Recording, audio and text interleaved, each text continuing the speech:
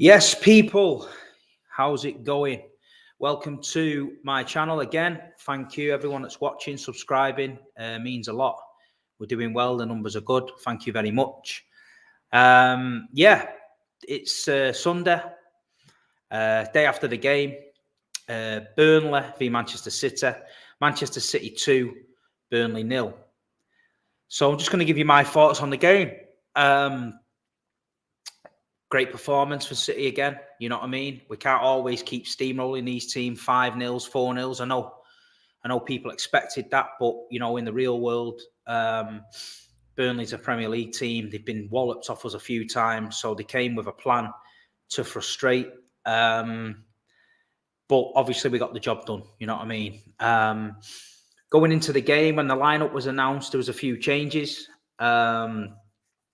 We had Nathan Ake at left back, Cancelo at right back. John Stones came in first time for a while alongside Laporte. Raheem Sterling was playing the false 9. Foden was out on the left. Mahrez out on the right. And then your middle three is Rodri, Bernardo and De Bruyne. So looking at that side, and Zach Steffen in net, obviously because the Brazilian lads was away. So looking at that side, you know what I mean, you're confident with that team. It's a fantastic team on paper. And then Burnley, they turned up to frustrate us. I thought in the early moments, City was on top. I thought we dominated possession. Every time Burnley got the ball, they was looking for that big long outlet, launching it to Wood or to Cornet. And I just knew then, I thought it's going to be one of them days where they're going to get as many men behind the ball as they can. They're going to try and frustrate us, a bit like Southampton. But look, we turned the screw on them. The first goal, you know what I mean? Absolutely brilliant goal. Phil Foden was lively on the left, coming in. They couldn't really cope with him. Only problem on the left with Foden, with Ake on the left. Ake's not going to come and get round the back of Foden. Whether Pep told him not to, preferably, I hope he told him not to. Because, to be honest, I've been critical of Nathan a few games this season when he's played. But he had a good game yesterday. He was solid. But, I mean, not to tell Sean Dyche's job. If I'm Sean Dyche, I switch Maxwell Cornet onto the right and have him going at Ake all day. Because Cornet's pace was dangerous yesterday, you know what I mean? There's a couple of times Burnley put that through ball through. And Cornet got onto it. One time he went one-on-one, and great save with Steffen. I think another time he curled one over the bar. So I mean, he looked lively. But Foden down the left was great. Obviously, he had the shot, bottom corner, great save by Pope. Unfortunate not to cling on to it. But then Bernardo with the follow-up, bang, 1-0. And you know what? Bernardo Silva creates that goal himself because he's switched on enough to realise that ball might come out. And he's there for the tapping. I mean, I can go on. I could do a whole show on Bernardo Silva. I think this season he's been absolutely outstanding. I think his work rate is unbelievable. And I think he's happy again. I think with Bernardo Silva, when he's playing in that central role and he's happy, you're getting the best out of him. When he's coming on bit part player like last season, he's playing out wide. I feel that he's not really, he must be sulking inside. He's not really got his mojo going. And I think that Bernardo Silva, to me, has to be one of them players that's loved, you know what I mean? And the City fans love him, you know what I mean? The fans were singing his name yesterday and he was working really, really hard in the middle. But, I mean, you got Kevin De Bruyne in there. I mean, some people yesterday were saying to me on the way out that Kevin doesn't look himself. But I think, look, he's just finding his feet. He scored again yesterday. He made some great passes. He's working hard in there. Rodri's keeping it all together, you know what I mean, in the middle. I think Kev's going to have a great season. I mean, I've had a bet with Saeed that he gets more goals and assists than Pogba, and I'm confident of that. I just think he's got to get into his groove. These international breaks, they keep breaking the season up, you know what I mean? They need to piss off now. Just do me head in. Just let us get in our rhythm, innit? You know what I mean? But yeah, so we started the game well and we went 1-0 up. I've got to have a little special mention to Dwight McNeil for Burnley because I know they don't play the most attractive football, but that kid is a decent player. His first touch, his passing's nice and simple. He's lively. And I tell you what, there's a lot of Premier League teams out there that could do worse than go and get him, because Dwight McNeil, for me, yesterday stood out for me for them. You know what I mean? He was at least trying to play football. He's obviously told not to play football. He's obviously told to launch it because it was just getting ridiculous. I mean, even Pope was time wasting and they were 1-0 down. So fucking don't know how that works, but that's what he was doing anyway. But yeah, I've got to give credit where credit's due. Dwight McNeil is a decent player, and I think he'll have a good career, and I think he'll move on from Burnley. And no disrespect, and I think he'll do all right. Mahrez, got to stay Mahrez as well. Mahrez against Burnley always has a good game, but I've never seen anyone control the ball like that. You know, you can ping a ball 50, 60 yards to Mahrez, and you know he's bringing it down, bang, right down, boom, and then we're on it. And I think that's a big part of what we did yesterday. Soon as we got the ball in the wings, Foden and Mahrez, we were direct and we were straight into the box. I mean, there's a lot of frustration there. We talk about it every week now without the lack of striker. But yesterday was similar. Raheem Sterling was looking to make them runs, but nobody was finding him. There was times where we had the ball on the edge of the box and there was nobody in the box. There was times we had the ball out wide. There was no one in the box. It is frustrating to watch. In my opinion, I don't think Sterling's the 9. I don't think he's the 9. And after his comments this week, which for me, he shouldn't have said, you know what I mean? If you want to leave, that's fine. But don't come out in the public and say, I'm open to a move. I'm not getting game time, blah, blah, blah, blah. Because that just, for me, I just think, well, if you don't want to play here or you're sulking because you're not playing, then leave. You know what I mean? At the end of the day, he's had his chances. Raheem Sterling has had his chances. The end of last season, he was awful. And he started in the Champions League final, yeah? He's had a good Euros. He's come in this season. He's had his chances. He's played left wing. He's played false 9. And he's not doing it. He's just not doing it. So it's down to him. He's getting the game time.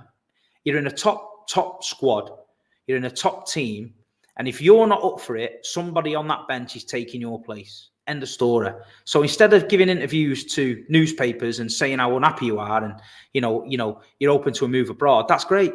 But how about knuckle down on the pitch like what Pep says? You know what I mean? Do your talking on the pitch, yeah? And we'll talk about it then.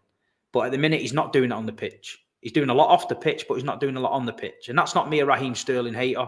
For what Raheem Sterling's done for Manchester City Football Club, he's fantastic. But at the end of the day, if you want to go, then go. You know what I mean? We're missing a striker. I said it beginning of the season. He can go for me. We need other positions. We're all right out wide. We've tried him at the 9, and it's not working out. It's just not working out. So yeah, then obviously into the second half, pretty much the same. Loads of long balls from Burnley. I think Chris Wood had a couple of little chances, nothing too major. We were huffing and puffing again, like you say, nothing really of note to talk about. Just a lot of possession, a lot of passing around the edge of the box. Just lacking that final bite, and then Mahrez gets the touch in the box. I thought it was a penalty. So if De Bruyne doesn't put that in, I think it's a pen. It rolls to De Bruyne, left foot, bang, smashes it bottom corner off 2-0. Then you can relax a little bit then because you've got the cushion and Burnley ain't scoring 2. No disrespect. They ain't scoring 2. So I was relaxed with it. Great to see Kev on the score sheet again. You know what I mean? He did well to get the goal. And so 2-0, it's comfy then. You know what I mean? You can bring on Fernandinho, Cole Palmer, bring a few players on. And it's a nice win. 3 points at home. We've rested a few players. We've got Bruges on Tuesday, which is going to be a tough game because Paris went to Bruges and didn't have it all their own way. And Bruges are going to think, you know what, it's a free shot. We've got Man City at home. Let's go for it. So I'm expecting Bruges to come for us. But that'll be the downfall. You know what I mean? I think if they come for us, I think we'll tear them apart. So Champions League Tuesday, I'm looking forward to that. But yeah, there's some other bad news this week. Ferran Torres is injured. It's looking like 3 months, broken metatarsal. I mean, it's frustrating for the kid.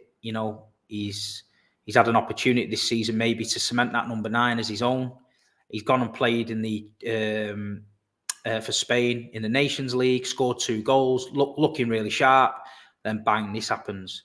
So yeah, I wish Ferran Torres all the best, and I hope he can make a speedy recovery.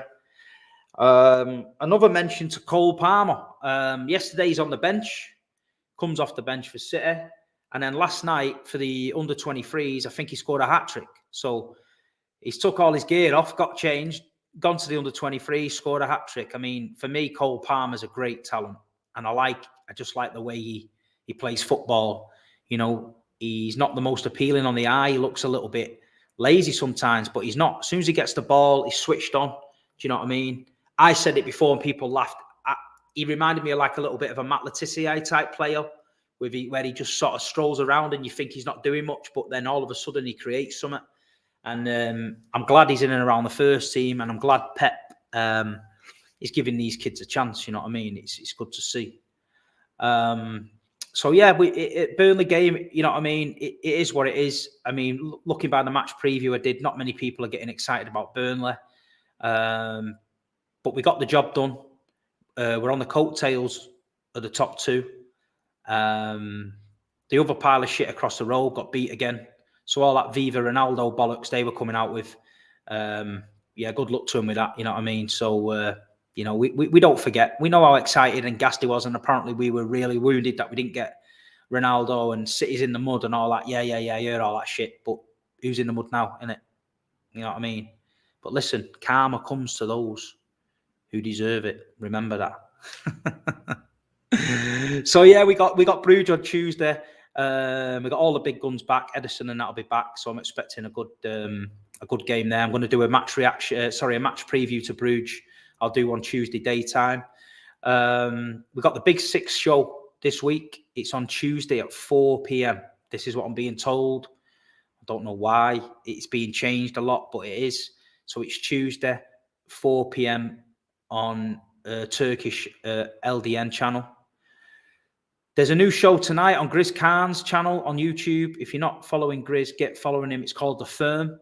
It's just a bit of a general discussion over the weekend.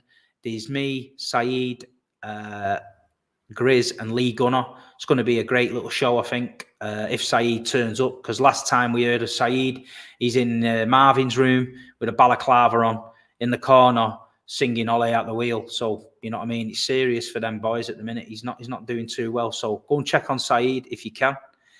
And just a little mention to Brighton next weekend. You know, Brighton are flying high at the minute. I think the fourth. You know, they're getting some good results at the Amex. So that's going to be a tough one. But each step at a time. Let's get Bruges out the way Tuesday. And then we keep it rolling. So I really think the momentum is starting to come now after the week we had last week where we thought it was a doom and gloom week with Chelsea, Paris and Liverpool. We came out of that okay, in my opinion. We've got the 3 points against Burnley and we keep on rolling. So listen, people, thanks for listening to me again, waffle on. You know, if you want me to do any more different content, please give me a shout. I'm relatively new to it. I'm just giving you my thoughts. Obviously, I was at the game, so I'm going to tell you how I see it. I appreciate everyone that come up to me at the match yesterday and said that they appreciate me on the Big Six and representing Man City. What you see is what you get with me. There's no bullshit. You know what I mean? I'm going to tell you how it is. But as a Manchester City fan right now, I'm happy. We're going into the Champions League game confident. And yeah, we just got to keep on rolling. So big up all the Blues out there. Like, subscribe, share it to your mates. I've got a competition coming this week on Instagram to win 2 tickets to the West Ham Carabao Cup game in the City End. I've got 2 tickets sat together in the City End. They actually sat with me. So if you want to win them, get onto the Instagram tonight and we'll get the competition going. And yeah, good luck to that. So big up everybody in the comments. Thanks for the support. See you soon. Up the fucking Blues. Viva Ronaldo.